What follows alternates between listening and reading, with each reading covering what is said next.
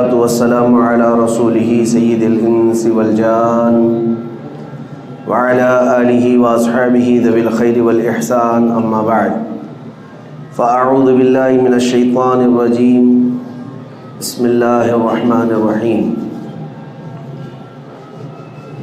وقل جاء الحق وزهق الباطل إن الباطل كان زهوقا صدق الله مولانا العظيم وبلغنا رسوله النبي الأمين المتين المختار الكريم ونحن على ذلك من الشاهدين والشاكرين والحمد لله رب العالمين۔ بارگاہ رسالت مآب صلی اللہ تعالیٰ علیہ وسلم میں درود پاک کا ہدیہ پیش کریں۔ اللہم صلی علی سیدنا مولانا محمد معدن الجود والکرم وآلہ واصحابہ الکرام وابنہ الکریم وبارک وسلم صلاة دائمة سرمدا ابدا۔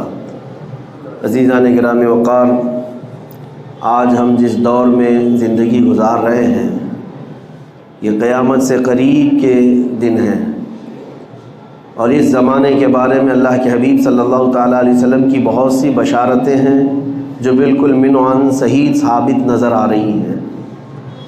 بلکہ مصطفیٰ کریم صلی اللہ علیہ وسلم نے قیامت کے آنے سے پہلے جو نشانیاں بیان فرمائی تھی وہ دو قسم کی ہیں، ایک بڑی نشانیاں اور ایک چھوٹی نشانیاں۔ چھوٹی نشانیوں میں تقریباً سب وجود میں آ گئی۔ چھوٹی نشانیاں جن کو علامات صغریٰ کہا جاتا ہے وہ سب دیکھنے کو مل رہی ہیں۔ گناہوں کا عام ہو جانا، حضور پاک صلی اللہ علیہ وسلم نے جو چھوٹی نشانیاں بیان فرمائی اس میں یہ زنا کثرت سے ہونے لگ جائے، شراب نوشی اور گانے بازی کی بہت زیادہ کثرت ہو جائے، ہر گھر سے گانے بجنے لگ جائیں۔ اور پھر اس کے علاوہ جو خاص علامت بتائی گئی تھی وہ یہ بھی ان تلد الامۃ ربتہا، تم دیکھو گے کہ ماں اپنا سردار جنے گی۔ مطلب یہ ہے کہ جو بیٹا پیدا ہوگا اپنے ماں باپ پہ ہی حکومت کرنے لگ جائے، ماں باپ کے اوپر حاکم بن جائیں گے بچے۔ یہ بھی چھوٹی نشانیوں میں سے ہے، یہ تقریباً وجود میں آ گئی۔ اور ایک نشانی میرے آقا صلی اللہ علیہ وسلم نے یہ فرمایا کہ تم دیکھو گے چرواہے اور چھوٹی قسم کے لوگ بڑی بڑی عمارتوں میں اور کرسیوں پر بیٹھ کر فخر کریں گے، حکومتیں ان کے ہاتھ میں آ جائیں گی۔ جو چرواہے تھے اور ننگے پیر گھومنے والے جو چھوٹی قسم کے لوگ تھے وہ بڑی بڑی عمارتوں پہ فخر کریں گے اور حکومتوں پر بیٹھ جائیں گے۔ تو کیا یہ علامتیں آج ہو بہو ثابت نہیں نظر آ رہی؟ مشرق سے لے کر مغرب تک، شمال سے جنوب تک، آپ یہ موجودہ سیاست کو اپنی نظر میں رکھیں گے اور ہر کنٹری میں آج حکومت اور رولنگ کس کی ہے ایک آپ انالائز کر کے دیکھ لیں تو تقریباً اس میں بیٹھے ہوئے لوگ وہی ہیں جو پچھلے بچھڑے ہوئے ذات کے لوگ ہیں، یا پھر ایسے لوگ کہ اچانک ڈاکہ زنی لوٹ مار سے نکل کر کے وہ حکومت میں آ گئے ہیں۔ تو یہ قیامت کی ان نشانیوں میں سے ہے جس کو میرے آقا صلی اللہ علیہ وسلم نے فرمایا۔ عرب کے بادشاہوں کا بھی حال یہی ہے کہ وہ پہلے کے دور کے بدو لوگ قزاق تھے آج کے، اور پھر اب ان کے ہاتھوں میں بے پناہ دولت ثروت حکومت ہے، اور ہمارے ہاں بھی یہی حالات ہیں۔ تو ان نشانیوں کے ساتھ ساتھ جو بڑی نشانیاں ہیں وہ قریب ہے آنے کی۔ بڑی نشانیوں میں سے سورج کا پچھم سے نکل آنا، دجال کا ظاہر ہونا، یاجوج ماجوج ایک فوج ہے جو پوری دنیا میں نکل کر تباہی مچائے گی، ان کا آنا، دابۃ الارض ایک جانور نکلے گا قیامت کی نشانیوں میں سے، حضرت امام مہدی کا ظاہر ہونا، حضرت عیسیٰ علیہ السلام کا آسمان سے اترنا، یہ وہ علامتیں ہیں جو بڑی علامتیں کہا گیا۔ قیامت کے آنے سے پہلے یہ بڑی علامتیں، ان کا ہونا ابھی باقی ہے۔ تو یہ بڑی علامتیں آنے سے پہلے کیا کیا ہوگا، بڑی علامتیں ظاہر ہونے سے پہلے کیا کیا ہوگا، ان میں اب جو قریب ہے جو ظاہر ہونے والی علامات میں وہ عالمی جنگ کا ہونا، جس کو میرے آقا صلی اللہ علیہ وسلم نے الملحمۃ الکبریٰ فرمایا۔ اسلام اور مخالفین کے درمیان دنیا کی ایک بہت بڑی جنگ ہوگی جس کا مرکز ملک شام بنے گا، حدیث پاک میں پورے الفاظ بھی ہیں، جس میں مومنین اور مسلمین سے لڑنے کے لیے جو فوج آئے گی وہ 80 جھنڈوں کے نیچے، اور ہر جھنڈے کے نیچے 12,000 کی فوج ہوگی۔ رسول کریم صلی اللہ تعالیٰ علیہ وسلم نے ارشاد فرمایا وہ سارے متفق اور متحد ہو کر اسلام اور مسلمانوں کے خلاف جمع ہو جائیں، اور اس میں مومنین جو بکھرے ہوئے تھے، وہ منتشر جو تھے، وہ جمع ہو کر کے مقابلہ تو کریں گے، لیکن ان کی حالت یہ ہوگی کہ 1/3 حصہ میدان چھوڑ کر بھاگ جائے گا مسلمانوں میں، دوسرے دن دوسرا 1/3 حصہ شہید ہو جائے گا، قتل ہو جائے گا، پھر آخری جو 1/3 حصہ 1/3 بچا ہوگا، اللہ اسے فتح عطا فرمائے گا۔ یہ ملحمۃ الکبریٰ جس کو کہا ہے میرے آقا صلی اللہ علیہ وسلم نے، اس کے آثار اب دنیا میں صاف نظر آنے لگ رہے ہیں، اس کی نشانیاں صاف نظر آنے لگ رہی ہیں کہ ہر جگہ دیکھیں کہ دنیا میں اور بھی تو قومیں ہیں، اور بھی تو ادیان ہیں، اور بھی تو مذاہب ہیں۔ چائنا والے کس چیز کو مانتے ہیں آپ کو پتہ ہے؟ وہاں کا ایک سب سے بڑا دھرم، وہاں کا ایک سب سے بڑا ریلیجین جو پہلے زمانے کا تھا، یعنی حضرت عیسیٰ علیہ السلام کی بھی ولادت سے پہلے کا دین ہے کنفوشیوس، اس کے ماننے والے لاکھوں کی تعداد میں وہاں رہے، لیکن لوگوں میں اب اس کا چرچا بھی نہیں۔ بدھزم ایک دین ہے، ایک دھرم ہے، ایک ریلیجن ہے، اس کا کوئی چرچا نہیں، کسی کے لیے وہ ٹارگٹ نہیں۔ افریقہ کے کئی ایسے ہیں وثنیہ جن کو عربی میں کہا جاتا ہے، ان کے الگ الگ اپنے افکار ہیں، آج بھی وہاں پر بلی چڑھانے کے اصول، یعنی انسانوں کے قتل یا اپنے دیوی دیوتاؤں کے لیے انسانوں کی بھینٹ چڑھانے والے مذاہب آج بھی موجود ہیں، ان کا کوئی ذکر نہیں ہے۔ عیسائیت پوری دنیا میں ایک بہت پھیلا ہوا دین ہے، یہودیت ہے، ہندوازم ہے جس کو سناتن کہا جاتا ہے، آریہ ایک قوم ہے اور ان کا بھی اپنا ایک دھرم ہے۔ لیکن میں یہ سب باتیں اس لیے عرض کر رہا ہوں کہ دنیا میں بہت سارے ریلیجنز ہیں، بہت سارے دھرم ہیں، بہت سارے مذاہب ہیں، لیکن سب سے زیادہ کہیں پر کسی بات کا چرچا ہوتا ہے تو صرف اسلام کا، صرف اسلام کا۔ امریکہ میں، یورپ میں، آسٹریلیا میں، افریقہ میں یا ایشیا میں، بر صغیر میں سب سے زیادہ کسی دھرم کے نام پر ڈسکشن ہوتا ہے تو اسلام کے نام پر۔ سارے لوگ اسلام کو کیوں ٹارگٹ بناتے ہیں؟ ہر جگہ اسلام ہی کیوں زیر بحث ہے؟ ہر جگہ مسلمان ہی کیوں ٹارگٹ میں ہیں؟ اور ہر جگہ مسلمانوں کے معاملات ہی کیوں بحث کے میدان میں آتے ہیں؟ ہمارے یہاں خود دیکھ لیں آپ، میڈیا کے پاس اس سے بہتر مدعا کچھ ہے ہی نہیں۔ 24 گھنٹے ان کے ڈیسک پر اگر کوئی ہاٹ ٹاپک پر گفتگو ہوتی ہے تو اسلام ہے، اور اسلام کو اس طرح سے کریدا جاتا ہے جیسے ایک ایک کپڑے کے تار کو نکال کر کے اس پر بحث کی جائے، یہ بٹن ہے، یہ آستین ہے، یہ پائنچا ہے، یہ فلاں ہے، تو اسلام کے ایک ایک چیز پر یہ حلال ہے، یہ برقع ہے، یہ اذان ہے، یہ اذان کے الفاظ میں یہ ہے، یہ نماز کے رکوع میں یہ ہے، سجدے میں یہ ہے، ان کے کلمے میں ورڈ یہ ہے۔ اتنی چیزوں پر بحث کسی دھرم کے متعلق نہیں کی جاتی جتنا اسلام کے متعلق ہے۔ کیوں؟ اسلام پورے دنیا کا ایک ٹارگٹ کیوں بنا ہوا ہے؟ ساری دنیا اسی کو زیر بحث کیوں لاتی ہے؟ موضوع یہی کیوں ہے؟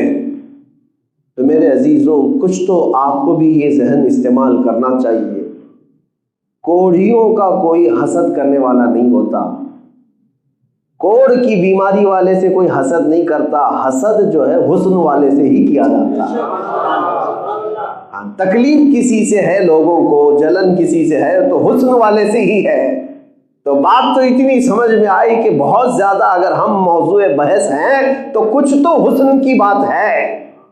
اسلام سے کوئی تو ایسی بات ہے جس کی وجہ سے یہ سارے لوگ اس پر ڈسکشن کرتے ہیں۔ میں وہ حقیقت آپ کے سامنے رکھنا چاہتا ہوں میرے عزیزوں، یہ میرا چیلنج ہے پوری دنیا میں، جو اسلام کے اندر روحانیت ہے، جو مسلمانوں کا آخرت سے تعلق ہے، اللہ رب العزت کی بارگاہ میں کھڑے ہونے کا تصور ہے، لا کر کے دکھاؤ۔ کسی دھرم میں، کسی دین میں یہ چیز نہیں مل سکتی، اس لیے کہ اسلام کو پوری دنیا میں پوری دنیا میں تم 1000 موضوع بحث بناؤ، لیکن اسلام میں آنے والا جو اپنے اندر فیلنگ محسوس کرتا ہے وہ دنیا میں کہیں محسوس نہیں کر سکتا، کہیں نہیں۔ کیوں؟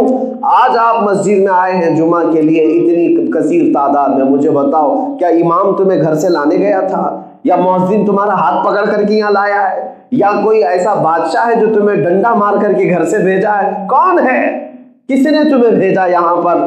لیکن جمعہ کی ادھر اذان کی آواز آتی ہے کہ دوڑے دوڑے بھاگے چلے آتے۔ یہ کون سا خوف تمہارے سینے پر ہے؟ نہ بادشاہ کا ڈر ہے، نہ امام کا ہے، نہ مؤذن کا ہے، نہ وقت کے کسی سیٹ کا ہے۔ تم خود ہی یہ جو مسجدوں کی صفوں میں کھڑے ہوتے ہو، یہی جو تعلق باللہ ہے، اللہ سے جو تعلق ہے، یہ کہیں پر بھی مل نہیں سکتا، یہ کہیں نہیں مل سکتا۔ یہ آج بھی نہیں بلکہ ہر زمانے میں مسلمان اگر کسی بات پر متحد رہے، وہ اپنے رب ذوالجلال کے سے تعلق اور مصطفیٰ کریم کی محبت پر متحد و متفق رہے، اور یہی وہ طاقت ہے جس کو دنیا چاہتی ہے کہ ختم کر دیا جائے۔ یعنی ایک سروے کے مطابق دنیا کا ایک بہت بڑا امیر آدمی، میں نام ذکر نہیں کرتا بلکہ دنیا کے سب سے زیادہ امیروں میں ایک نام ہے، اس نے سروے کروایا تھا کہ انسان کتنے قسم کے ہیں دنیا میں، تو انسانوں کی 3 قسمیں اس میں شمار کی گئی۔ ایک وہ لوگ ہیں جن کو دھرم سے کوئی تعلق ہی نہیں، یعنی وہ دھرم کو مانتے ہی نہیں، وہ ایتھیسٹ ہے، وہ صرف اور صرف انجوائے کرنا چاہتے ہیں لائف میں یہاں پر۔ وہ ان کی تعداد کتنی ہے وہ بھی سروے میں آیا ہے۔ اور کچھ وہ لوگ ہیں جو دھرم میں بٹے ہوئے ہیں لیکن وہ فارمیلٹی کے طور پر، یعنی مسلمان ہیں کہ ہندو ہیں کہ یہودی ہیں عیسائی ہیں، جو بھی دھرم سے ہیں، ایک ان کو فارمیلٹی چاہیے، ایک نام چاہیے کس دھرم سے ہے، اس کے لیے بھی بہت سارے لوگ جڑے ہوئے ہیں۔ یہ دوسری قسم ہے انسانوں کی۔ ایک تو وہ ہیں جو ایتھیسٹ ہیں، ان کو کچھ چاہیے ہی نہیں، ان کو نام بھی نہیں چاہیے، وہ مسلمان بھی نہیں رہنا چاہتے، ہندو بھی نہیں، کرسچن بھی نہیں، جیوز بھی نہیں، کچھ نہیں رہنا چاہتے، وہ انجوائے کرنا چاہتے ہیں دنیا میں، بس لائف گزارو اور چلے جاؤ۔ ایک قسم یہ انسانوں کی۔ دوسری قسم ایسی ہے وہ دھارمک تو ہے، یعنی مذہب تو ہے لیکن فارمیلٹی کے اعتبار سے بس نام، مسلمان ہے تو مسلمان، بس نکاح میں مسلمان رہے گا، جمعہ میں رہے گا، عید میں رہے گا، یا اپنے گھر کی کسی ویکیشن میں، اوکیشن میں، اس طرح سے وہ اپنے دین کو، دھرم کو وہاں پر عمل میں لائے گا۔ یہ فارمیلٹی والے، اسی طرح ہندوؤں میں بھی کبھی کبھار گھنٹی بجا کر کے آ جائے گا، ہولی دیوالی میں وہ ہندو نظر آئے گا، کرسچنوں میں بھی ایسے بہت سارے ہیں۔ تو یہ دوسری قسم ہو گئی۔ اور تیسری قسم ہے انسانوں کی، تو وہ جس نے ریسرچ کیا یا سروے کیا، وہ کہتا ہے کہ انسانوں میں یہ لوگ ہیں، دے آر ویری ڈینجرس، سب سے زیادہ خطرناک لوگ ہیں یہ۔ کہا کہ وہ کون لوگ ہیں؟ کہتے ہیں ایک قسم دنیا میں ایسی ہے جو صرف دھارمک نہیں بلکہ وہ اپنے دین کے لیے جان بھی دینے کو تیار ہوتے ہیں، مرنے کے لیے بھی تیار ہوتے ہیں، مارنے کے لیے بھی تیار ہوتے ہیں۔ اور یہ کتنے ہیں؟ یعنی تقریباً 600 کروڑ کی آبادی میں یا 700 کروڑ کے قریب کی آبادی میں پورے ورلڈ کی، اس نے جو سروے کیا اور کہا کہ تقریباً 200 کروڑ یا 100 کروڑ کے 100 سے 200 کروڑ کے بیچ ایسے لوگ ہیں جو ایتھیسٹ ہو گئے ابھی فی الحال، وہ کسی دھرم اور دین سے تعلق نہیں رکھ رہے، اور تقریباً 500 کروڑ کے قریب لوگ ایسے ہیں، 500 کروڑ کے قریب لوگ ایسے ہیں جو دھارمک ہیں، کسی نہ کسی ریلیجن سے ان کا تعلق ہے، کسی نہ کسی دھرم سے ان کا تعلق ہے، لیکن وہ فارمیلٹی والے لوگ ہیں۔ اور پھر کہا پوری دنیا بھر میں 50 کروڑ یا 100 کروڑ لوگ بھی نہیں ہوتے جو پورے کے پورے دھرم سے تعلق رکھتے ہیں، پورے کے طور پر یعنی مذہبی ہیں، جیسے اس میں علماء ہیں، اس میں پنڈت ہیں، اس میں بہت سارے جو مذہبی لوگ ہیں۔ لیکن ساتھ میں سروے میں یہ بھی کہا گیا جن کو ویری ڈینجرس کہا گیا ہے، جو دنیا کی چھوٹی سی آبادی میں ہے، یہ لوگ دھرم کے لیے بہت ہی زیادہ سخت ہوتے ہیں، تسلط ہے ان کے اندر، ان میں بھی اس نے کہا کہ جس میں پورے کے پورے جو لاسٹ والے طبقے میں 90%، 10% کو چھوڑ کے، یہ سارے دین والے لوگوں کی بات ہے، عیسائی بھی ہیں، یہودی بھی ہیں، سب ہیں اس کے اندر جو ویری ریلیجیس ہیں، بہت زیادہ مذہبی ہیں، ان میں بھی 90% ایسے ہیں جو اپنے دین پر، اپنے مقدسات پر، اپنے خدا پر جان دینے کے لیے جو تیار ہے، 90% صرف مسلمان، باقی 10% میں پوری دنیا ہے۔ یہ چیز جو ہے دنیا کہتی ہے کہ یہ جو اس کا احساس ہے، یہ جو تعلق ہے اپنے رب سے، اپنے رسول سے، یہ ایسی چیز ہے جو اس کے سامنے جان سے بھی زیادہ بڑھ کر کے اہمیت رکھتی ہے۔ دنیا اگر کسی کو ڈراتی ہے تو کس بات سے ڈراتی ہے؟ یہ نہیں کرو گے تو پھانسی پہ چڑھا دیں گے، اگر تم ہماری بات نہیں مانو گے تو تمہیں قتل کر دیں گے۔ ہائیسٹ سزا دنیا میں موت ہے، سب سے بڑی سزا دنیا میں کیا ہے؟ پھانسی ہے، مار دینا ہے۔ موت کے بعد بھی کوئی سزا ہوتی ہے؟ موت سب سے بڑی سزا ہے۔ تو وہ جو سروے کرنے والا وہ کہتا ہے کہ یہ وہ لوگ ہیں جو موت سے بھی نہیں ڈرتے، جس کی وجہ سے یہ لوگ دنیا کو کھٹکتے ہیں۔ اقبال نے اسی کی ترجمانی کی تھی۔ یورپ یہ کہتا ہے یہ فاقہ کش موت سے ڈرتا نہیں ذرا۔ مسلمانوں کے بارے میں یورپ کہتا ہے بھوکے رہتے ہیں، کچھ ہے نہیں ان کے پاس، لیکن موت سے ڈرتے نہیں۔ یہ فاقہ کش موت سے ڈرتا نہیں ذرا، اس کا علاج کیا ہے؟ روح محمدی اس کے بدن سے نکال دو۔ یورپ نے کہا تھا روح محمدی اس کے بدن سے نکال دو، تب تک یہ مرے گا نہیں۔ جب تک روح محمدی اس کے ساتھ ہے، سب لٹ جانے کے بعد بھی یہ زندہ کھڑا رہے گا۔ یہی وہ طاقت ہے میرے عزیزوں۔ بہرحال میں جو بات عرض کرنے جا رہا تھا وہ کچھ اور تھی۔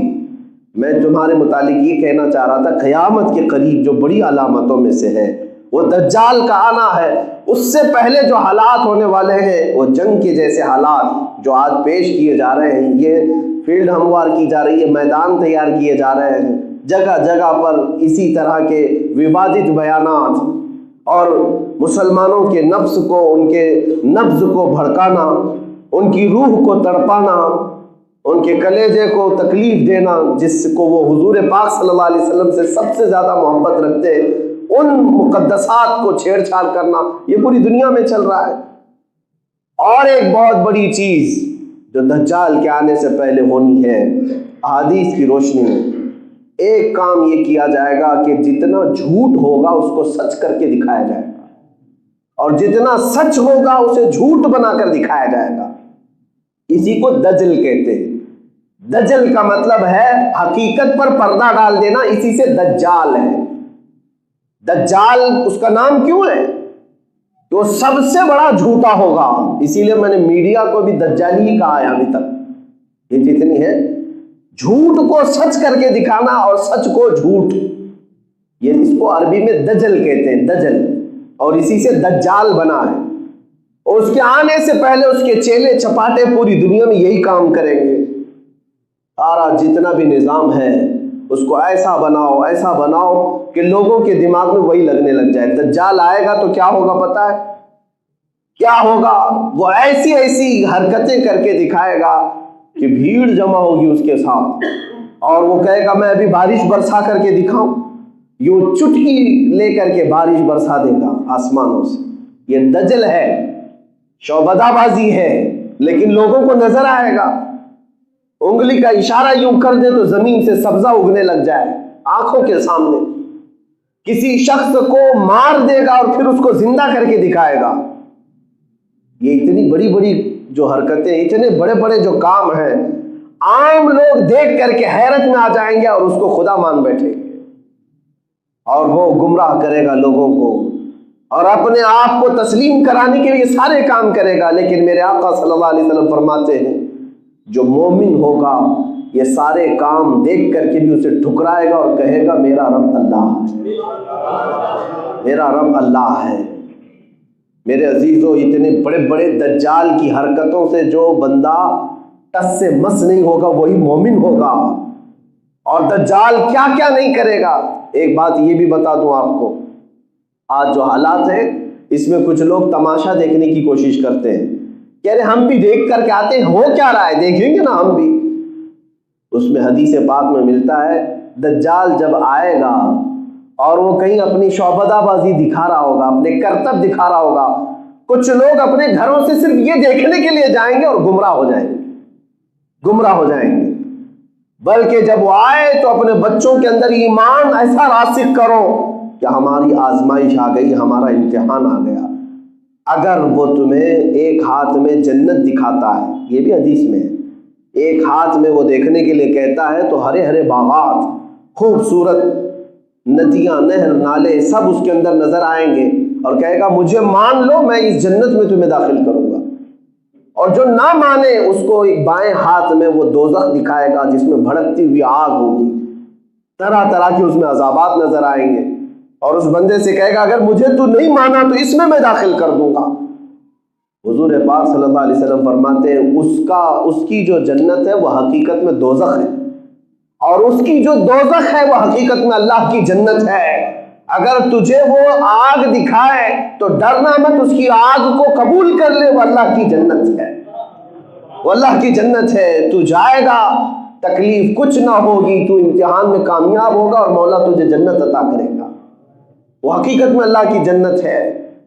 لیکن ان باتوں کو میں آپ کے سامنے اس لیے عرض کر رہا ہوں کہ دجال کے آنے کے وقت مومنین کیسے جمع رہیں گے، کیسے آپ ڈٹے رہیں گے، یہ مجھے سمجھ میں نہیں آتا۔ ایک چھوٹے موٹے بابا کے پیچھے یہاں لوگ دین بیچ دیتے ہیں، الٹے سیدھے ڈھکوسلے بابا۔ ممبئی تو اس بارے میں بڑی مشہور ہے، کسی کو کچھ کر کے دکھا دیا، بابا کے پیچھے پڑ گئے۔ تو جب دجال آئے گا تو تب کیسے ایمان بچاؤ گے؟ یہ تمہارے لیے بہت بڑی امتحان کی گھڑی ہوگی۔ اس لیے ایک وظیفہ بھی میرے آقا نے فرمایا، جو ہر جمعہ کو سورہ کہف کی تلاوت کرے گا دجال کے فتنوں سے اللہ اسے محفوظ رکھے گا۔ 15ویں پارے کی یہ سورۃ الکہف ہر جمعہ کو میرے عزیزوں تلاوت کر لیا کرو۔ اور پھر یہ بھی حدیث میں ہے سورہ کہف کی پہلی جو 10 آیتیں ہیں، 10 آیتیں جسے یاد ہو گئی، جن کے بچوں کو اور جن کے گھروں کو، ان کو اللہ تعالیٰ دجال کے فتنے میں مبتلا نہیں کرے گا۔ اور سب سے بڑا فتنہ دنیا کا دجال کا ہے، سب سے بڑا فتنہ۔ اور میں جو بات آج عرض کر رہا ہوں اس کی وجہ یہی ہے کہ اس دجال کے آنے سے پہلے جو یہ ماحول بنا ہے، یہ سب اس بات کی طرف اشارہ کر رہا ہے کہ بہت وقت قریب آ چکا، وقت بہت قریب آ چکا۔ یہاں ظلم کو انصاف کا نام دیا جاتا ہے اور انصاف کو ظلم کا نام۔ تو یہ دجل ہے یا نہیں؟ یہ دجل ہے یا نہیں؟ مظلوموں کو ظالم بنا کر کے پیش کریں گے اور ظالموں کو مظلوم بنا کر پیش کریں گے۔ یہ دجل ہے یا نہیں؟ یہ جھوٹ، حقیقت پر پردہ ڈالنا۔ آپ نہیں دیکھ رہے، ارے اپنے حقوق کا مطالبہ کرنے کے لیے آپ باہر نکل جاؤ، ابھی کل سے تمہارے ساتھ ٹیگ لگ جائے گا، یہ آتنکوادی ہے، یہ دہشت گرد ہے، ٹیررسٹ ہے۔ ارے آندولن تو پہلے بھی ہوتے تھے نا، پروٹیسٹ تو پہلے بھی ہوتے تھے، لیکن اب جو بھی میدان میں جائے گا، مسلمان پروٹیسٹ کر رہا ہے تو آتنکوادی ہے، یہ ٹیررسٹ ہے۔ یہ میری آنکھوں دیکھی بات میں عرض کر رہا ہوں۔ ہمارے پاس سے یہ ساری چیزیں چھین لی گئی ہیں، میڈیا اسی کام کے لیے بیٹھا ہی ہے کہ تمہیں یہ ٹیگ لگا کر کے چھوڑ دے کہ یہ آتنکی ہیں، دہشت گرد ہیں، پتھر باز ہیں۔ یہ تو ہمیں پتہ ہے کہ کون پتھر لاتا ہے، کون پتھر مارتا ہے، سب پتہ ہے۔ لیکن ایک طرفہ جو یہ باتیں آج ہو رہی ہیں، اسی کو دجل کہا گیا ہے، دجل، حقیقت پر پردہ ڈال دینا۔ جھوٹ کو اتنا بیان کرو کہ لوگوں کو سچ لگنے لگ جائے۔ آج پورے ہندوستان بھر کا جو ماحول خراب نظر آ رہا ہے، لوگ یہ سمجھتے ہوں گے کہ آپسی ووادت بیانات سے یہ خراب ہو گیا، ادھر سے مولوی لوگ بول رہے ہیں، ادھر سے پنڈت لوگ بول رہے ہیں، اس لیے خراب ہو گیا۔ بلکہ میں کہتا ہوں سب سے زیادہ اس میں رول جس نے ادا کیا ہے وہ میڈیا نے ادا کیا ہے، سب سے زیادہ۔ اگر یہ چند چینل بند ہو جائیں تو پورا ہندوستان سکون کی سانس لے گا، سارے لوگ سکون سے بیٹھیں گے۔ نہ ہندوؤں کو پڑی ہے ان معاملات کی، نہ مسلمانوں کو پڑی ہے۔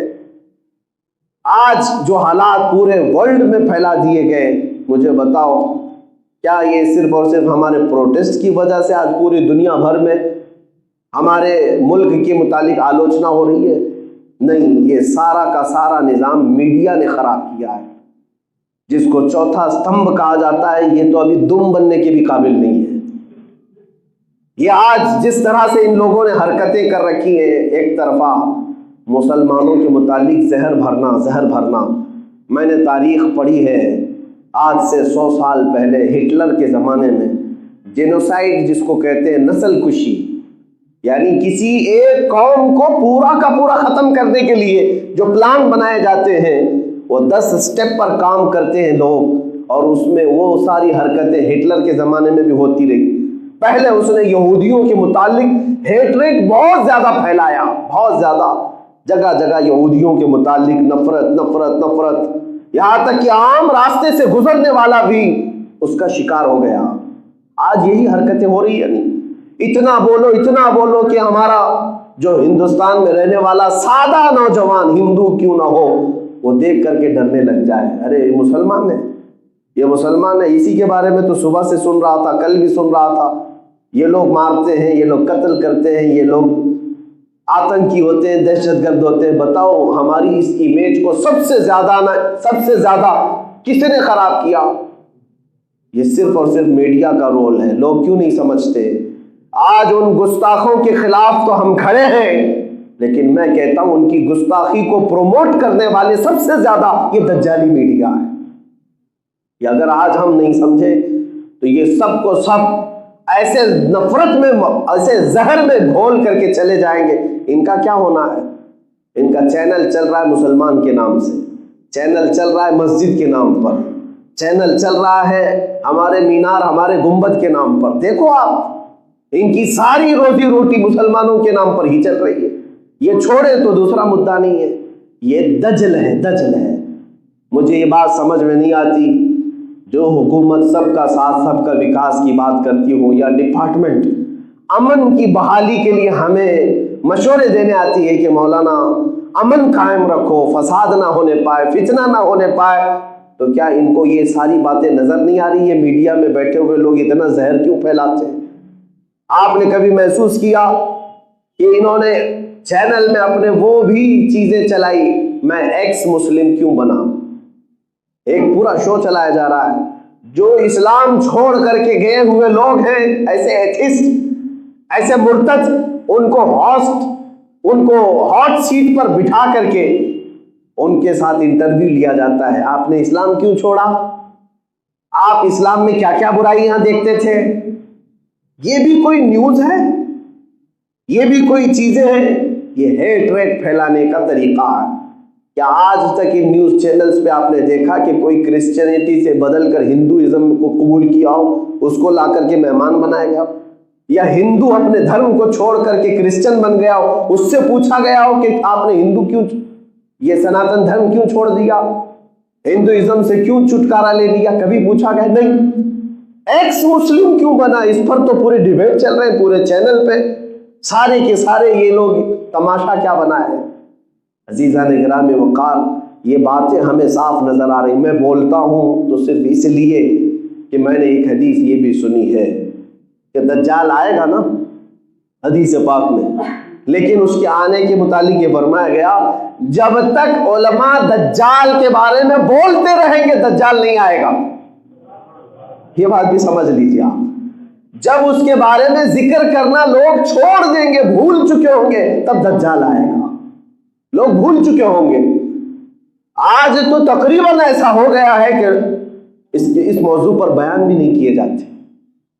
دجال کے دجل اور اس کے جھوٹ، اس کے فریب کو جس طرح سے آج پروموٹ کیا جا رہا ہے، اس کے بارے میں بیان بھی نہیں کیا جاتا۔ میں نے روایت میں پڑھا ہے کہ جب لوگ بھول چکے ہوں گے، اس کا ذکر بھی نہیں چل رہا ہوگا، اس وقت وہ دجال آ جائے گا۔ میں اسی لیے بار بار ذکر کرتا ہوں کہ مولا ہماری زندگی میں وہ فتنہ نہ آئے، ہمیں اس فتنے میں مبتلا نہ کرے، اس لیے کہ حضور پاک دعا کرتے تھے اللہم ان اردت فتنۃ بعبادک فاقبضنا غیر مفتونین۔ اے مولا اگر تو اپنے بندوں میں آزمائش کا ارادہ کر لے، حضور کی دعا ہے، اگر تو آزمانے کا ارادہ کر لیا ہے اپنے بندوں سے تو مولا اس آزمائش سے پہلے تو مجھے موت عطا فرما دے، اس آزمائش میں اترنے سے پہلے ہمیں تو اٹھا لے۔ جب حضور یہ دعا کرتے تھے تو ہم کیسے نہ کریں؟ اسی لیے میرے عزیزوں، آج جس طرح کے یہ ماحول پیدا کیے گئے ہیں، یہ ہمارا امتحان تو ہے، ہماری آزمائش ہے، لیکن میں آج جتنی بھی باتیں کہا ہوں یہ سب کان کھول کر کے سن لیں گے۔ میں آپ کو یہ باتیں صرف اتنی نہیں کہ آپ حاضرین سن رہے ہیں، دور تک بھی یہ لوگ سنتے ہیں۔ میں بھرپور مذمت کرتا ہوں اس ہیٹ ریٹ پھیلانے والے دجالی میڈیا کا کہ جی تم لوگوں نے پورے دیش کے ماحول کو خراب کر رکھا ہے، سب کے امن کو غارت کر رکھا ہے۔ کسی کو اتنی ضرورت نہیں تھی کہ مسجد کے معاملے پر، مندر کے معاملے پر اتنے وواد کھڑے کر دیے جائیں۔ یہاں پر آج لوگوں کے جاب کا مسئلہ ہے، روزی روٹی کا مسئلہ ہے، مہنگائی کا مسئلہ ہے، لوگ اپنے اپنے دکانوں میں جوجھ رہے ہیں، قرضوں میں کتنے لوگ پریشان ہیں۔ ان کے مداوا کرنے والا کوئی نہیں، ان کے متعلق پوچھنے والا کوئی نہیں۔ آج حقیقت یہ ہے کہ ہماری جی ڈی پی کا حال کیا ہے، ارتھ ویوستھا کا حال کیا ہے، اکنامی کیا سے کیا ہو رہی ہے، پورا انٹرنیشنل ہماری امیج کیا بن رہی، اس سے کوئی غرض نہیں، لیکن یہ ہے کہ یہ چند ظالم ہمیں لڑا کر کے دیش کے ماحول میں آگ لگا کر یہ باہر بیٹھے دیکھتے رہے کہ کیسے لڑ رہے ہیں لوگ، کیسے لڑ رہے ہیں، پتھر بازی عام لوگ کرتے رہے اور یہ وہاں بیٹھ کر کے دیکھتے رہے۔ یہ تمام حالات میں تمام دیش واسیوں سے بھی کہوں گا کہ آج سنبھل جاؤ، یہ ہمارا وطن عزیز ہے جس کو ہمارے پرکھوں نے اپنے خون سے سینچا ہے۔ تمہیں پتہ بھی ہے کہ اس دیش کے لیے کتنی قربانیاں ہوئی ہیں، سبوں کی ہوئی ہیں، سبوں کی قربانیاں۔ 1 لاکھ سے زیادہ لوگ قتل ہو چکے ہیں، 1.5 لاکھ کے قریب آزاد کرانے کے لیے اس بھارت کو کتنی جانیں گئی ہیں۔ 30,000 علماء کو درختوں سے لٹکایا گیا تھا، کشمیر سے لے کر دلی تک ہر درخت پر ایک عالم کی لاش بھی نظر آتی تھی۔ یہ ساری قربانیاں ہمیں پتہ ہے، ہم نے تاریخ دیکھی ہے اس دیش کے لیے، اور وہ بھی 1-2 سال کے آندولن پہ نہیں یہ بھارت ہمارا آزاد ہوا۔ 1857 سے لے کر 1947 تقریباً 90 سال کا عرصہ گزر جاتا ہے۔ 90 سال کے سنگھرش کے بعد، سٹرگل کرنے کے بعد جب یہ بھارت ہمیں اس طرح کی کیفیت کے ساتھ آج ملا ہے تو یہ ظالم دوبارہ اس کو اسی کیفیت میں مبتلا کرنے کی کوشش کر رہے ہیں۔ اس لیے میں آج یہ درد کے ساتھ عرض کرتا ہوں کہ ہمارے پرکھوں اور ہمارے آبا و اجداد کو جو مشقتیں اٹھانی تھی وہ اٹھا کر گئے، تو کیا یہی لڑنے مرنے کے لیے، ایک دوسرے کو کاٹنے کے لیے، کیا اسی خون کے بازار کو گرم کرنے کے لیے؟ اگر کسی کو اپنے اس وطن سے پیار ہے تو یہ اس طرح کی حرکتیں ہونے سے لوگوں کو روکے گا۔ میں حکومت وقت سے بھی کہتا ہوں، ڈپارٹمنٹ سے بھی کہتا ہوں، اگر آپ سیریس ہیں اس میٹر پر تو یہ زہریلا ماحول بنانے والوں کو روک دیا جائے۔ ہم جو بات عرض کرتے ہیں، اگر کچھ لوگوں کو، ظاہر سی بات ہے میڈیا میں آپ جا کر کے دیکھو ان کے ہاں کٹر لوگ کون ہیں، بھڑکاؤ لوگ کون ہیں، مولانا لوگ ہیں، صرف مولانا ہے، اس میں میرا نام کثرت سے لیا جاتا ہے کہ یہ بھڑکاؤ مولانا ہے، بھڑکاؤ مولانا ہے۔ باقی تم حضور کی شان میں گندی گالیاں دو، وہ بھڑکاؤ نہیں ہے، وہ حقیقت بول رہے ہیں ان کے حساب سے، معاذ اللہ۔ ان کے ہاں فریڈم آف ایکسپریشن ہے، حضور کو گالیاں دو، قرآن کو گالیاں دو، اللہ کو گالیاں دو، اسلام کو گالیاں دو، یہ سب فریڈم ہے۔ اور ہم ڈیفنس میں کچھ بات کریں تو یہ بھڑکاؤ، یہی تو دجالی نظام ہے، یہی تو مظلوم کو تم ظالم بنا کر پیش کر رہے ہو اور ظالموں کو حق کی آواز اٹھانے والا کہہ رہے ہو جو ظالم ہے۔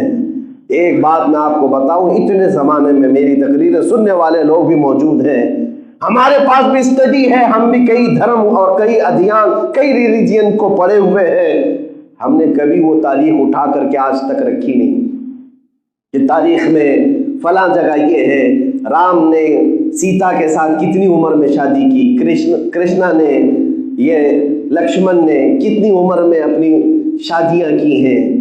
یہ سب تاریخ ہم بھی پڑھے ہوئے ہیں، ہم بھی پڑھے ہوئے ہیں۔ ہر ایک کا اپنا فیتھ ہے، ہر ایک کا اپنے دھرم سے لگاؤ ہے، تو کیا ہم ان تمام چیزوں کو ڈیسک پر لے کر کے بیٹھے ہوئے؟ میرے پاس تاریخ ہے، عیسائیوں کے 1-2 نہیں، میں 10 تمہارے سامنے پیش کر کے رکھوں۔ سینٹ آگسٹین، راجا رچرڈ، ہینری، یہ سب وہ نام ہیں جنہوں نے 8 سال کی لڑکیوں سے شادیاں کی ہیں، 7 سال کی لڑکیوں سے۔ تاریخ میں یہ بھی موجود ہے۔ سناتن دھرم جس کو یہ لوگ کہتے ہیں، ان میں بڑے بڑے ان کے پرکھوں کی متعلق میں بتاؤں 6 سال کی لڑکیوں سے بھی شادی ہے، 10 سال کی لڑکیوں سے بھی شادی ہے۔ وہ زمانہ تھا، اس زمانے میں میچورٹی لڑکیوں کی اس طرح ہو جاتی تھی۔ ہم نے کبھی ان تمام چیزوں پر اعتراض نہیں جتایا، لیکن یہ پوری دنیا کو بیوقوف بناتے ہیں۔ نبی پاک صلی اللہ تعالیٰ علیہ وسلم نے ماں عائشہ صدیقہ سے 9 سال کی عمر میں شادی کی، ایسا کر دیا، بچی سے نکاح کر لیا، بچی سے۔ ظالموں، تمہیں خبر کیا ہے لڑکیوں کے سائیکالوجی کو، ان کی طبیعت کو ہر زمانے میں، ہر موسم میں، ہر علاقے میں الگ الگ انداز سے ڈیفائن کیا گیا ہے۔ تم جس کنویں میں رہتے ہو، مینڈک جو ہے اسی کو پوری دنیا سمجھتی ہے، پتہ ہی نہیں ہے عرب کا موسم کیا ہے، عرب کا ماحول کیا ہے، امریکہ میں میچورٹی کیا ہوتی ہے، افریقہ میں میچورٹی کیا ہوتی ہے۔ آج بھی فرق ہے، آج بھی اگر آج 18 سال کی لڑکی کے لیے یہاں پر ہمارا دیش میچورٹی کا ایک سرٹیفکیٹ دیتا ہے کہ یہ شادی کے لائق لڑکی ہے، تو دوسری کنٹریز کیا پوری دنیا میں 18 سال کی عمر ہے؟ سارے ورلڈ میں 18 سال کی عمر ہے؟ جاؤ آج امریکہ میں، چائنا میں 21 سال کی عمر، 21 سال سے پہلے والی کو نابالغ کہتے ہیں۔ 21 کی اگر عمر نہیں ہے تو نابالغ ہے ان کے ہاں۔ اس کا مطلب یہ ہوا کہ ہندوستان کے جتنے بھی لوگ 19 سال کی لڑکی سے شادی کیے تو چائنا والوں کے نزدیک نابالغ لڑکی سے نکاح کیا۔ ہر ایک زمانے میں، ہر ایک علاقے میں، ہر ایک موسم کی میچورٹی الگ ہے لڑکیوں کی۔ امریکہ میں کچھ ایسے اسٹیٹس ہیں جہاں خود ایک قانون نہیں ہے، ایک قانون پورے جو اسٹیٹس آف امریکہ ہیں، USA میں سب جگہ لڑکیوں کی میچورٹی کی ایک عمر نہیں رکھی گئی۔ بعض جگہ 18 ہے، بعض جگہ 16 ہے، بعض جگہ 20 ہے، الگ الگ، تو ایک دوسرے کا جو یہ اختلاف ہے۔ اور جب ہم پچھلے زمانے میں جائیں تو وہاں پر لڑکیوں کی میچورٹی بہت جلد ہوا کرتی تھی، بہت جلد ہوا کرتی تھی۔ اب یہاں پر موجود بڑے لوگ جو ہیں وہ خود ہی اپنے ماں باپ کی شادی کے بارے میں پوچھ لے، پتہ چل جائے گا۔ اکثر پرانے زمانے میں، ابھی کے ہمارے والدین کے زمانے میں، ہمارے دادا دادی نانا نانیوں کے زمانے میں نکاح کب ہو جاتے تھے، شادیاں کب ہو جاتی تھی، پوچھ لے۔ آج بھی یہ رواج تھا، 14 سال کی لڑکیوں سے شادی ہو جاتی تھی۔ آج بھی راجستھان میں کئی علاقے ایسے ہیں جہاں پر شادی کر دی جاتی ہے 14 سال کی لڑکیوں کی۔ تو میرے عزیزو، یہ دنیا کو جو بیوقوف بنایا جا رہا ہے، یہ حقیقت میں اعتراض نہیں، ان کو حضور کی ذات پر کیچڑ اچھالنا مقصد ہے اور مسلمانوں کو ٹھیس پہنچانا مقصد ہے۔ انشاءاللہ العزیز یہ فقیر ان تمام چیزوں کے اعتراضات کے جواب 17 تاریخ کو ضرور عطا کرے گا انشاءاللہ العزیز۔ نبی پاک صلی اللہ تعالیٰ علیہ وسلم کے متعلق جس قدر تم نے بھدے اعتراضات کیے، یہ فقیر ساری چیزوں کو لے کر حاضر رہے گا انشاءاللہ۔ لیکن میں تمام مومنین سے یہ کہتا ہوں کہ تم بھی حضور کی سیرت پڑھو اور اس میں کوئی بھی اپنے اندر کائرتا نہ لائے اور کوئی بھی سبکی محسوس نہ کرے، ارے کیا ہمارے نبی کی ذات میں ایسے ایسے معاملات تھے؟ ہرگز نہیں، تمہارے رسول وہ ہیں جو کائنات میں ان کا مثل کوئی ہو ہی نہیں سکتا، نہ ان کے اخلاق کے برابر، نہ ان کی تعلیم کے برابر، نہ ان کے حسن کے برابر۔ اسی لیے اعلیٰ حضرت نے فرمایا تیرے خلق کو رب نے عظیم کہا، تیرے خلق کو رب نے جمیل کیا، کوئی تجھ سا ہوا ہے نہ ہوگا شہا، تیرے خالق حسن و ادا کی قسم۔ سارے اچھوں سے اچھا سمجھیے جسے، ہے اس اچھے سے اچھا ہمارا نبی۔ سارے اونچوں سے اونچا سمجھیے جسے، ہے اس اونچے سے اونچا ہمارا نبی۔ اللہ کریم ہم سب کو حق بولنے کی توفیق عطا فرمائے اور حق پر قائم رہنے کی توفیق عطا فرمائے۔ مومنین سے میں گزارش یہی کروں گا کہ کبھی خوف دل میں نہ لایا کرو اور کبھی کوئی غیر قانونی کام میں ہم داخل نہیں ہو رہے ہیں۔ اللہ کا فضل و کرم و احسان عظیم ہے، ان فتنوں کے دور میں اللہ تعالیٰ نے اگر ہمیں زبان دی ہے تو ہمارے نبی کی عزت پر زبان ہم استعمال کریں گے۔ حضور کے دفاع میں، حضور کے ڈیفنس میں جب تک موت نہیں آئے گی ہم بولتے رہیں گے انشاءاللہ العزیز۔ اللہ کریم ہم سب کو دین حق پر اور حضور کے سچے غلاموں کی جماعت میں شامل فرمائے۔ وآخر دعوانا الحمدللہ رب العالمین۔